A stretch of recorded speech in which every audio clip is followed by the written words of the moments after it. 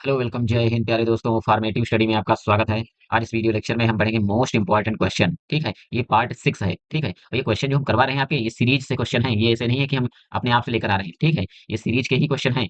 और ये देखिए, मोस्ट इंपॉर्टेंट क्वेश्चन क्यों है? क्योंकि ये परीक्षा में पूछे जा चुके हैं और आगे आने वाले प्रश्न भी इसमें सम्मिलित हैं। देखिए, इससे पहले हम 5 पार्ट कर चुके हैं। तो यानी हमने स्टार्ट किया था ऑब्जेक्टिव टाइप क्वेश्चन से। ठीक है, पहले हमने ऑब्जेक्टिव टाइप क्वेश्चन की और इसके बाद हमने स्टार्ट किया था अतिल उत्तरी क्वेश्चन। तो ये जो चल रहे हैं अतिल उत्तरी क्वेश्चन है। इसके बाद देखिए, जैसे हम अतिल उत्तरी क्वेश्चन समाप्त कर लेंगे, इसके फिर हम चालू कर देंगे लघुत्तरी क्वेश्चन। ठीक है, यानी सीरीज के अतिलघुत्तरी क्वेश्चन, लघुत्तरी क्वेश्चन, ऑब्जेक्टिव टाइप क्वेश्चन, सारे क्वेश्चन खत्म कर लेंगे, जिससे देखिए आपका एक भी डाउट नहीं रह जाएगा और सारे कॉन्सेप्ट भी आपके धीरे धीरे क्लियर होते चलेंगे। ठीक है, और देखिए ये सीरीज हम खास उन लोगों को ध्यान में रखकर कर रहे हैं। ठीक है, जिन लोगों का मैथ देखिए बहुत कमजोर है। ठीक है, तो हम ये कोशिश पूरी करेंगे, 100% अपना कोशिश कर रहे हैं कि आपका देखिए अच्छे से अच्छे आपको नंबर दिलवाए जाएं और आपका बैक ना लगे। ठीक है, तो देखिए सबसे पहले आप लोगों को करना क्या है, अगर आपने देखिए शुरुआत से नहीं पढ़ा है, यानी बेसिक आपने अगर नहीं पढ़ा है, तो प्लेलिस्ट बनी है, आप बेसिक पढ़ सकते हैं, क्योंकि वहाँ हमने चैप्टर वाइज़ और कॉन्सेप्ट वाइज़ पढ़ाया है। ठीक है? तो हम अगर आपने देखिए वहाँ बेसिक सारा कुछ पढ़ लिया, फिर क्वेश्चन चाहे जैसा क्यों ना आए, आपका क्वेश्चन और ना ही आपसे क्वेश्चन करने में कोई गलती होगी। ठीक है? तो सबसे पहले आप बेसिक अपना तैयार कर लीजिए। ठीक है? प्लेलिस्ट बनी है, सारी चैप्टर वाइज़ क्लासेस लगी हैं, आप पढ़ सकते हैं वहाँ से। और देखिए जैसे ही लघुत्तरी क्वेश्चन ये समाप्त हो जाएँगे, फिर हम लघुत्तरी करेंगे। ठीक है? लघुत्तरी करने के बाद हम जो जिन-जिन टॉपिक से ज़्यादा क्वेश्चन पूछे जाते हैं, काफ़ी इंपॉर्टेंट टॉपिक हैं, उनका आपको दोबारा रिवाइज़ करवा देंगे। फिर देखिए आप जो कहेंगे कि ये चैप्टर हमें करवा दीजिए, अगर कोई खास चैप्टर आप बताएँगे, हम वो भी आपको करवा देंगे। ठीक है? बस मेरा मेन उद्देश्य है किसी प्रशिक्षु का बैक ना लगे। ठीक है? तो इसके लिए आपको भैया अच्छे से मेहनत करनी होगी और लगे रहना होगा लगातार। तो चलिए क्लास को स्टार्ट करते हैं बिना देरी के हुए। तो देखिए पहला क्वेश्चन है, यदि किसी दिए हुए आयत की लंबाई 10 सेंटीमीटर तथा चौड़ाई 5 सेंटीमीटर हो, तो यदि इस आयत की लंबाई आधी कर दी जाए तथा चौड़ाई दोगुनी कर दी जाए, तो आयत के परिमाप पर क्या प्रभाव पड़ेगा? गणना द्वारा स्पष्ट कीजिए। यानी कह रहा है कि पहले लंबाई है कितनी? 10 सेंटीमीटर। आयत की लंबाई है 10 सेंटीमीटर, ठीक है? और चौड़ाई, चौड़ाई को हम बी से लिखते हैं, चौड़ाई है 5 सेंटीमीटर, ठीक है? यानी 10 सेंटीमीटर चौड़ाई और 10 सेंटीमीटर लंबाई लेकर और 5 सेंटीमीटर चौड़ाई, पहले हमें इसका परिमाप निकालना होगा। फिर कह रहा है कि लंबाई को आधा कर दो और चौड़ाई को दोगुना कर दो, इसके बाद परिमाप निकालो। फिर तुलना करो कि देखिए इसमें क्या प्रभाव पड़ रहा है, ठीक है? तो देखिए सबसे पहले हमें करना क्या होगा, हमें 10 सेंटीमीटर और 5 सेंटीमीटर इससे हमें इन दो भुजाओं से हमें क्या करना है, पहले परिमाप निकालना है। तो निकालिए देखिए, आयत का परिमाप, आयत का परिमाप, आयत का परिमाप का सूत्र होता है देखिए 2l प्लस बी, ठीक है? 2 इंटू एल प्लस बी। मान रख दीजिए एल कितना है 10, बी कितना है 5, 2 10 5 15, ये गुणा कर दीजिए 15 से, 15 दूना 30। तो ये यहाँ से आ गया देखिए परिमाप 30 सेंटीमीटर। अब क्या कह रहा है सवाल में? दूसरी कंडीशन है कि सवाल में अब कह रहा है कि लंबाई को क्या कर दिया जाए आधा, तो लंबाई कितनी है 10, इसको आधा कर दीजिए, 2 करना 2 पंचे 10, तो लंबाई अब कितनी हो गई 5 सेंटीमीटर, ठीक है? और चौड़ाई को कह रहा है कि देखिए 2 गुना कर दीजिए, तो चौड़ाई 5 दी है, इसको 2 गुना कर दीजिए, 2 गुणे 5, ये 2 गुना हो गई, तो ये 10 हो गई, 10 सेंटीमीटर। अब परिमाप निकालिए, ठीक है? अब दोबारा हम परिमाप निकालते हैं, तो आयत का परिमाप, तो आयत का परिमाप 2 इंटू एल प्लस बी, ठीक है? लंबाई प्लस चौड़ाई, तो एल कितनी अब है? अब हम 5 रखेंगे, ठीक है? लंबाई 5 है प्लस बी कितना है 10, ठीक है? अब इसको सॉल्व कीजिए, तो 2 10 5 15, ये भी देखिए कितना आया 30 सेंटीमीटर। यानी देखिए पहले हमने निकाला परिमाप तब भी 30 सेंटीमीटर, दोबारा हमने लंबाई को आधा किया, चौड़ाई को 2 गुना किया, फिर भी आया 30 सेंटीमीटर, ठीक है? यानी दोनों परिमाप सेम हैं। तो देखिए इसमें लिख दीजिए कि परिमाप पर कोई प्रभाव नहीं पड़ेगा। क्या लिखना है? परिमाप पर कोई प्रभाव नहीं पड़ेगा, सेम रहेगा, ठीक है?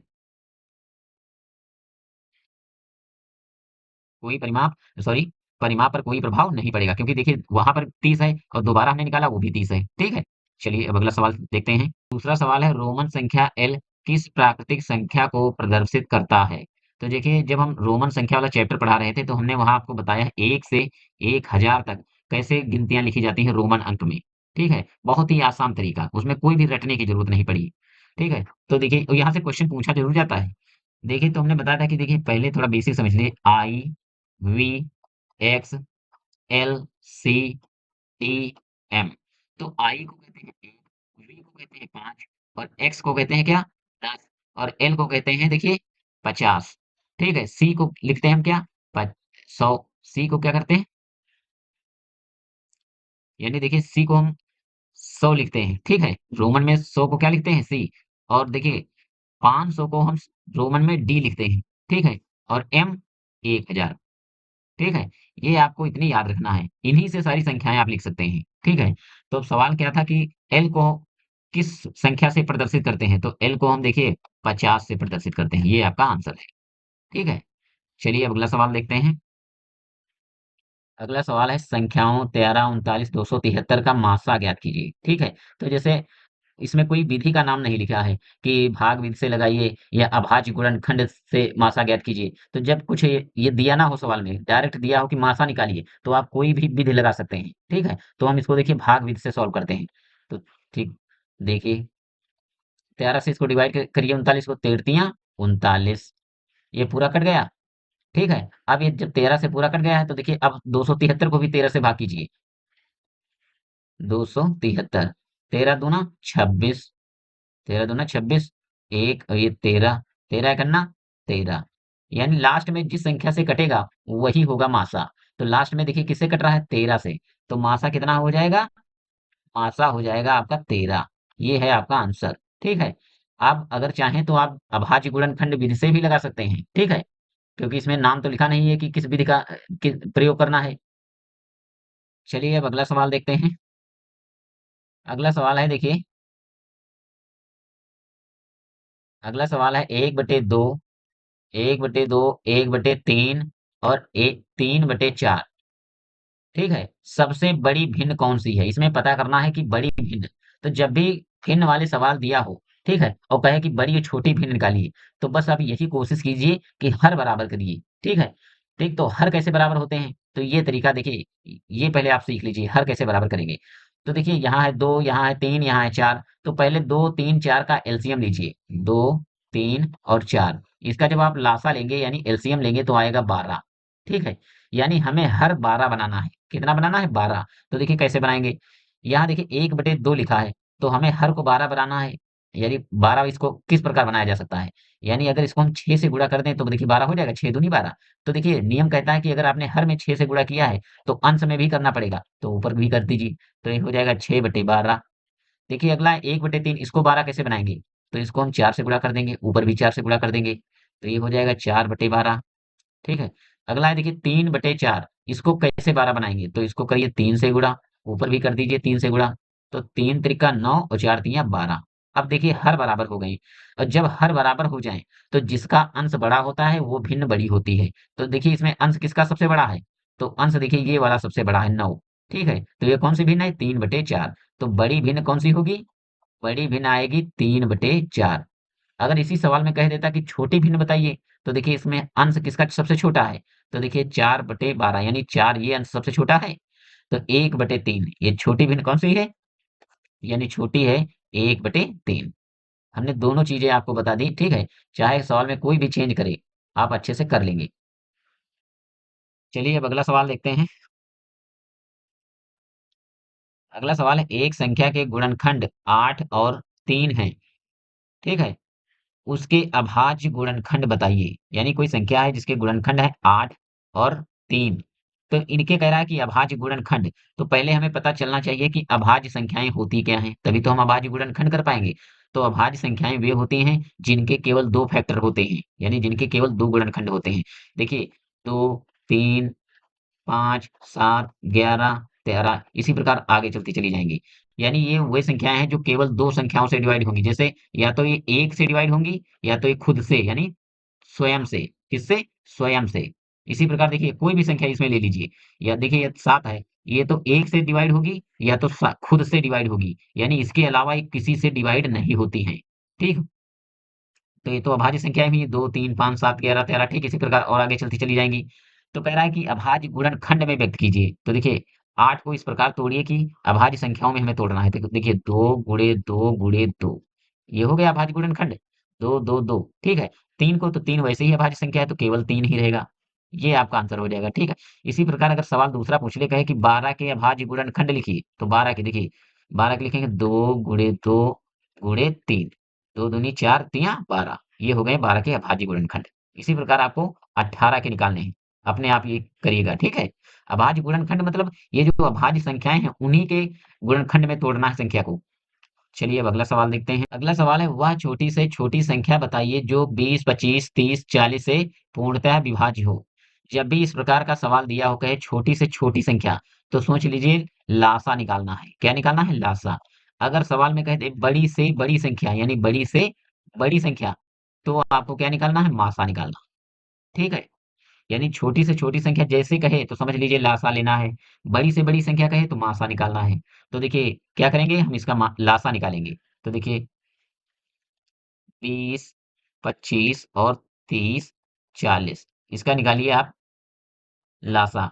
तो देखिए इसको 2 से काटिए, तो ये 10 हो जाएगा, ये 25 नहीं कटेगा, ये हो जाएगा 15 और ये होगा 20। फिर 2 से काटिए, तो ये होगा 5, ये 25 ही रहेगा, 15 भी नहीं कटेगा, ये 10 हो जाएगा। फिर अभी 2 से कट जाएगा। जब तक देखिए 2 से कट रहा है तब तक काटेंगे। ये 5 नहीं कटेगा, ना ही 25 कटेगा, ना 15 कटेगा, लेकिन ये 2 पंचे 10, ये 5 कट जाएगा, ये 10 कट जाएगा।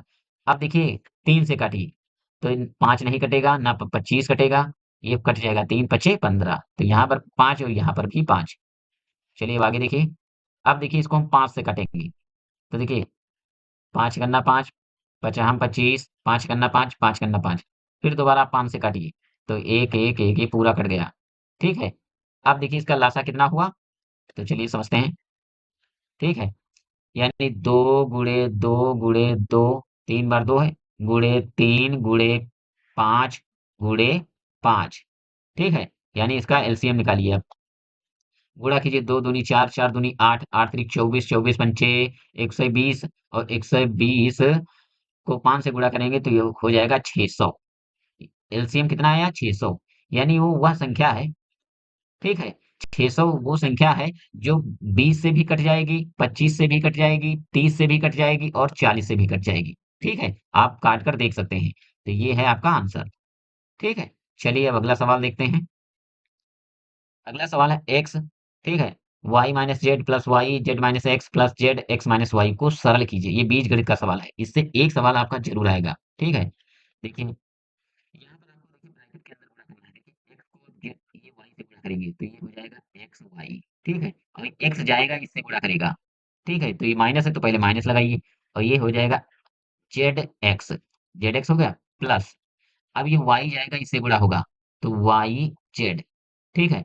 अब देखिए ये y जाएगा जेड से x से गुणा करेगा, उससे पहले हमें ये चिन्ह देखना है। तो यहाँ पर देखिए प्लस है और यहाँ पर है माइनस, तो प्लस और माइनस मिलकर हो जाएगा माइनस, और ये हो जाएगा एक्स वाई। ठीक है? अब अगला देखिए यहाँ प्लस लगा है तो प्लस लगा दीजिए। देखिए अब ये जेड जाएगा एक्स से गुणा करेगा, तो ये कितना हो जाएगा? Z x. अब देखिए ये जेड जाएगा वाई से गुणा होगा। ठीक है? तो ये हो जाएगा देखिए यहाँ पर प्लस और यहाँ पर माइनस, तो ये माइनस हो जाएगा। ये हो जाएगा देखिए वाई जेड। अब देखिए जो जो जोड़ जोड़ लीजिए, जो कटने वाला होगा कट जाएगा, ठीक है, जुड़ने वाला होगा तो जुड़ जाएगा। तो देखिए यहाँ लिखा है कितना है, लिखा है एक्स वाई। दूसरा एक्स वाई कहाँ है? ये है प्लस का एक्स वाई और ये है माइनस का एक्स वाई, तो ये कट जाएगा, ये कट गया। यहाँ देखिए ये माइनस का जेड एक्स है और यहाँ पर प्लस का जेड एक्स है, तो ये भी कट जाएगा। यहाँ देखिए प्लस का है वाई जेड और यहाँ पर माइनस का वाई जेड, तो ये भी कट जाएगा। यानी उत्तर आएगा जीरो। ये आपका आंसर कितना हुआ? जीरो। ठीक है? चलिए अब अगला सवाल देखते हैं। अगला सवाल है 240 लीटर का 10% कितना होगा? तो देखिए 240 का मतलब गुणा 10%, प्रतिशत हटेगा तो बटे में 100 आ जाएगा। ये जीरो से ये जीरो कट जाएगा, इस जीरो से ये जीरो कट जाएगा। कितना बचा? 24। यानी 24 लीटर आंसर होगा। ठीक है? ये तो काफ़ी ईज़ी सवाल है और इस टाइप का सवाल एक आएगा ऑब्जेक्टिव टाइप में। ठीक है? चलिए अगला सवाल देखते हैं। अगला सवाल है x माइनस वाई में क्या जोड़ें कि योगफल 2x प्लस वाई हो जाए? जब भी इस प्रकार का सवाल हो, देखिए इसको लगाने का मैं एक ऐसा तरीका आपको बता रहे हैं, बहुत ही आसान सवाल है। चाहे घटाना हो या जोड़ना हो, बस आप क्या कीजिए देखिए, लिखिए x माइनस वाई, कह रहा है कि x माइनस वाई में क्या जोड़ें? तो आप कुछ भी जोड़ दीजिए। जैसे मान लीजिए हम g जोड़ रहे हैं, ठीक है? हम क्या जोड़ रहे हैं? g। तो कह रहा है कि क्या जोड़ें कि योगफल 2x प्लस वाई हो जाए, तो बराबर योगफल कितना है? 2x plus Y. बस आपको ऐसे लिख देना है। हमने देखिए यहाँ पर जी जोड़ा है, आप कुछ भी P Q R S T कुछ भी जोड़ सकते हैं, आंसर पर कोई फर्क नहीं पड़ेगा। ठीक है? तो देखिए हमें अब इसको सॉल्व करना है, यानी हमें जी का मान निकालना है। तो देखिए जी बराबर, देखिए यहाँ लिखा है 2x प्लस वाई। अब देखिए ये जो x है प्लस का है तो इधर आएगा तो ये माइनस का हो जाएगा x, और y जो है माइनस की है ये इधर जब बराबर की उधर जाएगी तो ये हो जाएगी प्लस का वाई। ठीक है। अब देखिए यहाँ है 2x और यहाँ है x, तो 2x में से एक x निकल जाएगा, कितना बचेगा x। और देखिए यहाँ है y एक और यहाँ पर एक y है, तो दोनों y जुड़ जाएंगे तो यहाँ हो जाएगा 2y। यानी g बराबर कितना आ गया, x प्लस 2y। तो आंसर आपका कितना होगा, x प्लस 2y, ये है आपका आंसर। ठीक है। देखिए यहाँ पर हमने जी जोड़ा है, आप ए बी सी डी कुछ भी जोड़ सकते हैं, ठीक है, आंसर वही आएगा जो हमने प्रोसेस बताया है। ठीक है, ये बस सेम वैसे करना है। चलिए अब अगला सवाल देखते हैं। अगला सवाल है -2x² - x² + 4x का मान होगा।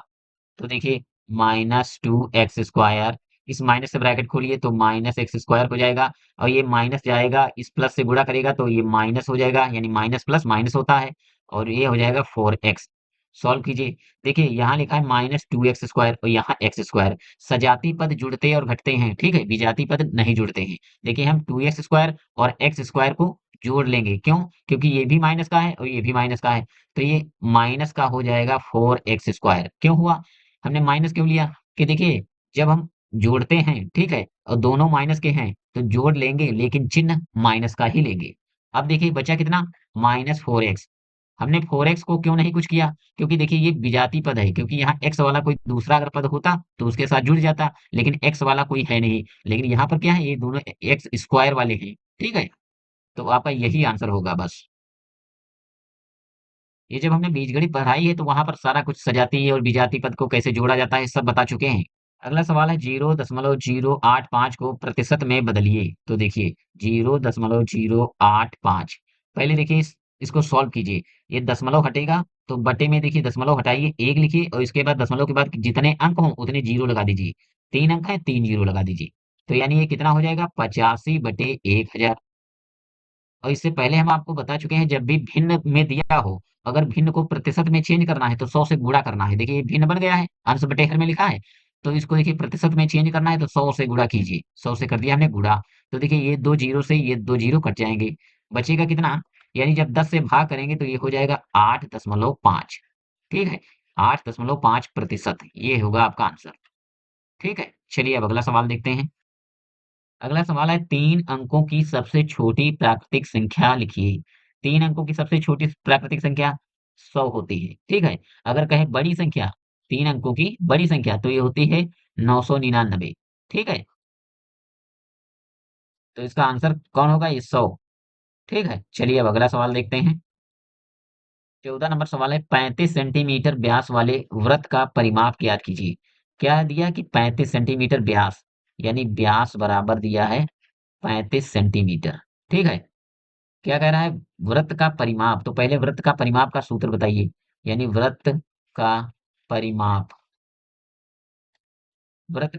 या वृत्त की परिधि एक ही चीज होती है। ठीक है, इसका परिमाप का सूत्र होता है 2πr। कहीं कहीं पर देखिए ये कंफ्यूज करने के लिए लिखता है, नहीं तो वृत्त की परिधि होती है। परिधि कौन, ये वाला जो गोल वाला सर्कल है, इसका जो ये वाला हिस्सा है, ये जो, ठीक है, ये क्या है, ये वृत्त की परिधि है, इसी को हम परिमाप बोल देते हैं। ठीक है, तो देखिए वृत्त का परिमाप का सूत्र होता है 2πr। ठीक है, इसी पर आपको रख देना है, आंसर हो जाएगा। लेकिन यहाँ पर देखिए व्यास दिया है, व्यास को हम डी से लिखते हैं। व्यास दिया है 35 सेंटीमीटर, लेकिन त्रिज्या नहीं दी है, तो हमें त्रिज्या कैसे निकालना है? तो देखिए त्रिज्या कैसे निकलती है, त्रिज्या होती है व्यास की आधी, यानी व्यास बटे 2। अगर व्यास, तो व्यास कितना दिया है, देखिए 35, और त्रिज्या हमें निकालना है तो व्यास बटे 2, यानी 35/2, ये हो जाएगी आपकी त्रिज्या। अब इसमें आप मान रख दीजिए, 2 × पाई का मान 22/7, आर का मान 35/2। बस आप हल कीजिए, इस 2 से ये 2 कट जाएगा, इस 7 से काटिए, 7 करना, 7 पचे 35, ये 5 दूनी 10, 5 दूनी 10, 1 11, ये 110 आ जाएगी वृत्त की परिधि या परिमाप। ठीक है, जब भी देखिए जब भी इस प्रकार वृत्त से या त्रिभुज से, ठीक है, या आयत या वर्ग से सवाल दिया हो, तो पहले आप उस जो पूछे तो उसका पहले आपको फार्मूला पता होना चाहिए। फार्मूला आप लिखिए, फिर देखिए सवाल में फार्मूले में हमें किन किन चीजों की जरूरत लग रही है। ठीक है, वो चीज अगर दी है तो वो रखिए, अगर जो नहीं दी है तो उस चीज को निकालिए पहले।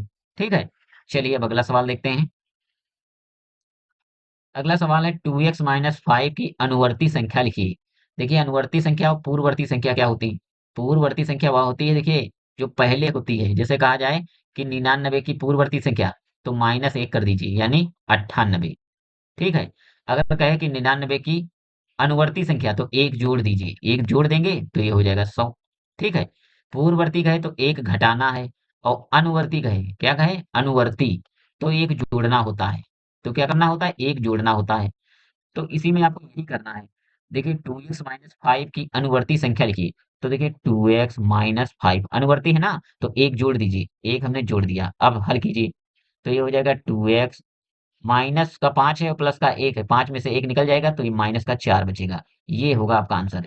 यानी 2x माइनस 5 की अनुवर्ती कौन सी है, 2x माइनस 4। ये देखिए इस प्रकार ही क्वेश्चन पूछे जाते हैं। ऐसा नहीं आपसे इतना इजी नहीं पूछेगा डायरेक्ट कि आप इसकी 998 की अनुवर्ती लिखिए, ठीक है, इस टाइप के क्वेश्चन नहीं पूछे जाते हैं। क्वेश्चन इस प्रकार घुमाऊ क्वेश्चन दे देता है कभी कभी सवाल में, पेपर में। तो चलिए आज की क्लास को हम यहीं तक रखते हैं, ठीक है। अगर किसी भी प्रकार का किसी भी सवाल में अगर डाउट है तो आप हमें कमेंट में पूछ सकते हैं, ठीक है। तो चलिए मिलते हैं नेक्स्ट क्लास में, तब तक के लिए जय हिंद।